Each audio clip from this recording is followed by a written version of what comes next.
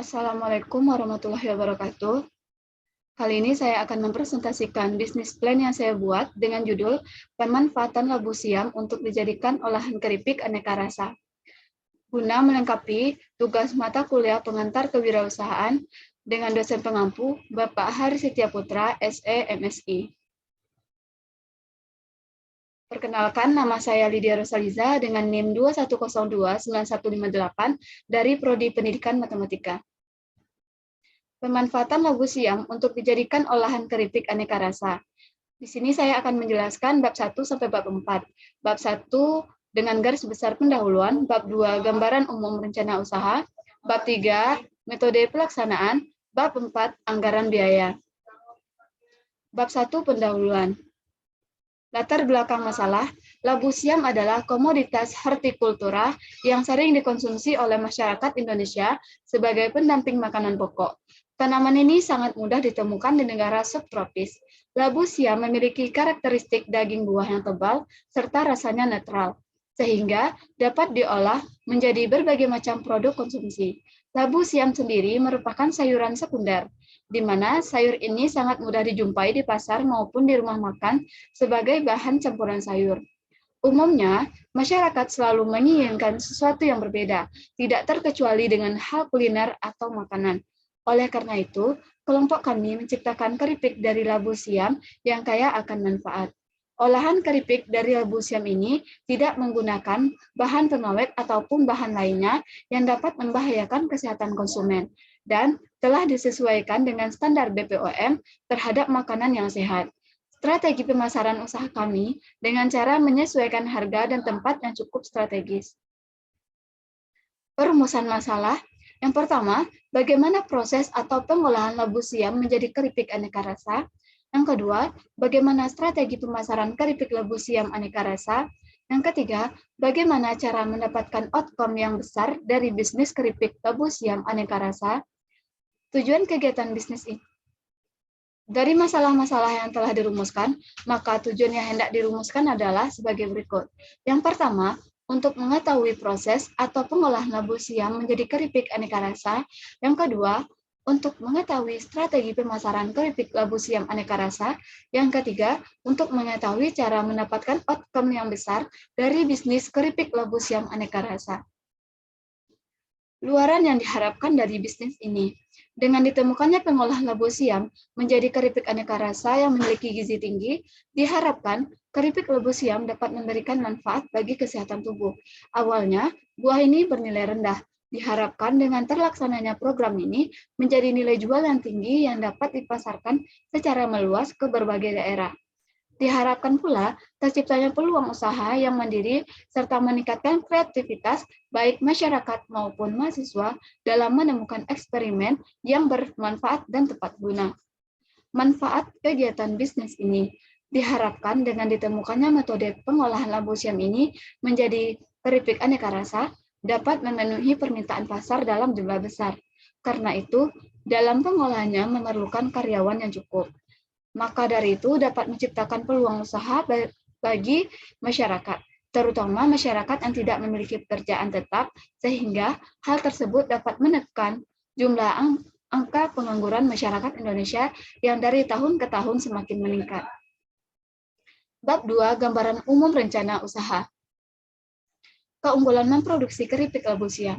Masyarakat Indonesia masih berada dalam kemiskinan dan pengangguran yang dari tahun ke tahun semakin meningkat.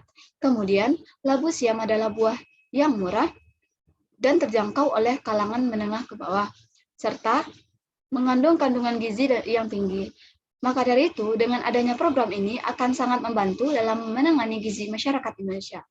Selain itu, masyarakat Indonesia banyak menggemari cemilan dengan porsi banyak seperti halnya keripik. Maka dengan adanya program ini, masih terbuka lebar untuk membuka peluang usaha keripik labu siam. Dengan bahan baku yang relatif murah, diharapkan dapat memperoleh keuntungan yang cukup besar dibanding dengan modal yang dikeluarkan dalam proses produksinya. Strategi pemasaran yang akan diterapkan. Strategi yang akan diterapkan dalam produksi pembuatan keripik labu siam adalah sebagai berikut. Yang pertama, kebijakan produk. Usaha yang bergerak dalam bidang ini adalah produksi dan distribusi. Produksi yang dihasilkan adalah keripik labu siam.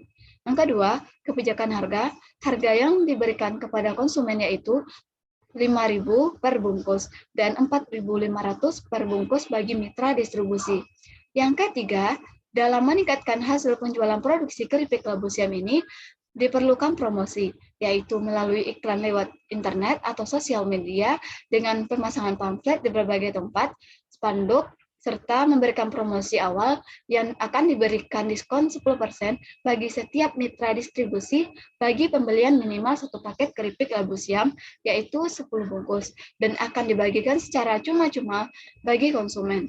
Yang keempat, sistem distribusi. Distribusi produksi pada konsumen yaitu dengan melakukan kerjasama dengan mitra distribusi yaitu toko-toko makanan ringan, pasar internet atau online shop, dan pedagang asongan, serta memasarkan sendiri dengan mengambil berbagai karyawan untuk memasarkannya. Rencana produksi selama 4 bulan. Rencana produksi keripik labu siam adalah sebagai berikut. Untuk 1 minggu, 300 bungkus dalam 10 gram, untuk 1 bulan, 1.200 bungkus dalam 10 gram, untuk 4 bulan, 4.800 bungkus dalam 10 gram. Harga keripik labu siam ini ialah 4.500 per bungkus bagi mitra distribusi dan 5.000 per bungkus bagi konsumen. Bab 3, metode pelaksanaan. Metode pelaksanaan. Metode pelaksanaan program ini yaitu cara pembuatan keripik labu siam, pengemasan produk, dan pemasaran. Adapun pembuatan keripik labu siam melalui 2 tahap, yaitu tahap persiapan alat dan bahan, meliputi. Yang pertama, proses pembuatan keripik labu siam. Yang A, mempersiapkan alat. Alat-alatnya pisau, alat pengering, nampan, baskom, plastik, serok, katel, dan kompor serta gas. Yang B, persiapan bahan. Yang pertama, buah labu siam. Yang kedua, cabai. Yang ketiga, garam. Yang keempat, gula. Yang kedua, proses pembuatan keripik labu siam. Pengirisan dan blanching, yaitu buah labu siam dikupas, dibelah, dan dibuang bijinya. Setelah itu, buah dicuci dengan air sampai bersih. Buah diiris dengan ketebalan 5 mm. Setelah itu, irisan labu siam di blanching, yaitu dengan mencelupkan buah ke dalam air panas selama 3 menit, sambil diaduk-aduk dengan pelan-pelan. Untuk blanching ini, setiap 1 kg irisan buah diperlukan 2 liter air panas. Blanching diperlukan untuk, yang pertama, mematikan enzim penyebab reaksi pencoklatan atau perubahan warna menjadi coklat atau warna gelap lainnya. Yang kedua, mengurangi kandungan mikroba pada bahan. Yang ketiga, melayukan bahan sehingga lebih cepat dikeringkan dan mengeluarkan udara dari jaringan bahan. Buah yang ditelan di blanching segera ditiriskan. Yang kedua, pengeringan. Irisan buah dikeringkan dengan oven sampai kadar air kurang dari 9% dengan tanda bahwa bahan tampak kering dan mudah dipatahkan.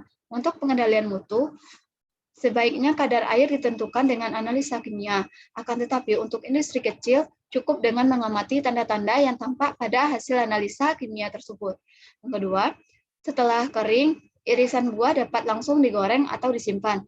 Jika disimpan terlebih dahulu, harus digunakan wadah yang tidak dapat dilewati udara dan uap air, serta tertutup rapat. Yang ketiga, penggorengan dilakukan dengan banyak minyak panas yang bersuhu dengan 165 derajat Celcius selama 13-17 detik. Agar mutu keripik yang lebih baik, penggorengan dilakukan dengan menggunakan penggorengan vakum pada suhu 120 derajat Celcius dengan tekanan 60-80 selama 58-62 menit. Setelah digoreng, keripik ditiriskan sampai dingin. Yang ketiga, tahap pengemasan. Keripik labu siam dikemas dalam kantong plastik, aluminium foil, berlapis plastik, kotak plastik semi kaku, dan kotak kaleng. Selanjutnya, strategi pemasaran keripik labu siam. Yang pertama, tetapkan impian dan carilah impian yang sesuai dengan hobi dan kemampuanmu, atau menjual produk sesuai dengan kebutuhan pasar. Diperlukan riset terlebih dahulu dengan membaca situasi dan mencari tahu di sosial media atau internet. Yang kedua, cari tahu tentang bisnis itu dan bahan bakunya, pemasaran, serta produksi. Yang ketiga, turun ke lapangan dan kenalkan produk. Yang keempat, cari pengusaha di bidang sejenis untuk sharing informasi. Yang kelima, buat merek atau logo produk yang menarik dan bagus. Yang keenam, perbaiki diri, perkuat branding, tingkatkan pelayanan profesional, dan perluas pemasaran. Yang ketujuh, berdoa, bersedekah, dan berusaha. Ini adalah kunci sukses yang sering dilupakan. Selanjutnya, analisa SWOT. Yang pertama, strength atau kekuatan. Yang A, harga keripik labu siam ini cukup terjangkau oleh kalangan masyarakat.